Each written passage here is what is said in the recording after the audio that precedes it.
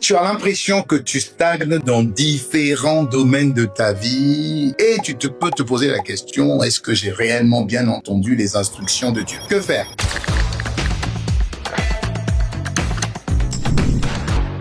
Pose-toi, je t'explique.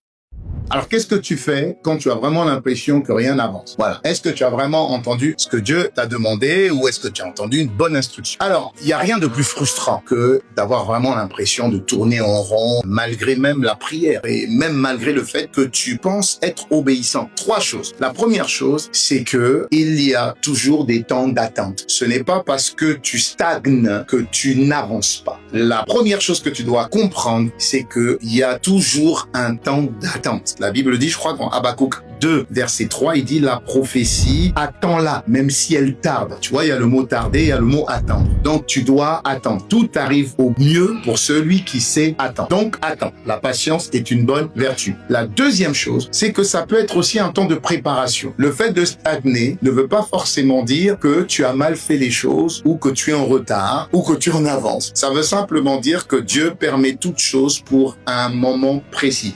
Et quand il permet toutes choses pour un moment précis, ça veut dire que pendant ce temps-là, il veut que tu sois prêt. Donc, il faut que tu puisses te préparer. La réussite, c'est des fois la concordance entre la préparation et les opportunités. La préparation, c'est quoi? L'opportunité, c'est Dieu et tu réussiras. La troisième chose que tu dois comprendre, c'est que tu dois revenir sur les instructions. La chose la plus terrible qui peut te faire tarder, c'est la désobéissance. Donc, n'hésite pas à revenir sur les instructions qu'on t'avait données, à condition que tu les aies notées. La Bible dit dans le livre de Josué 1, verset 8, que le livre de la loi ne s'éloigne pas de ta bouche, médite-le jour et nuit, afin d'agir fidèlement selon tout ce qui est écrit. C'est alors que tu auras du succès dans tes entreprises, c'est alors que tu réussiras. Donc tu vois que les instructions, tu dois revenir dessus et méditer dessus tout le temps. Donc, rappelle-toi bien de ces trois choses. Si tu penses que les choses tardent, peut-être que Dieu veut simplement que tu puisses attendre le bon moment. 2, Dieu veut que tu puisses te préparer alors que la chose est en train d'arriver. Et troisième chose, reviens sur les instructions pour savoir si tu n'as pas dévié par rapport à ces instructions. Ça veut dire que tu désobéissais. Si tu reviens sur ces 3 points, je suis sûr que ta stagnation devient en réalité une bénédiction. Si tu penses que tu es bloqué, sache que Dieu ne s'arrête pas, juste en train de te préparer.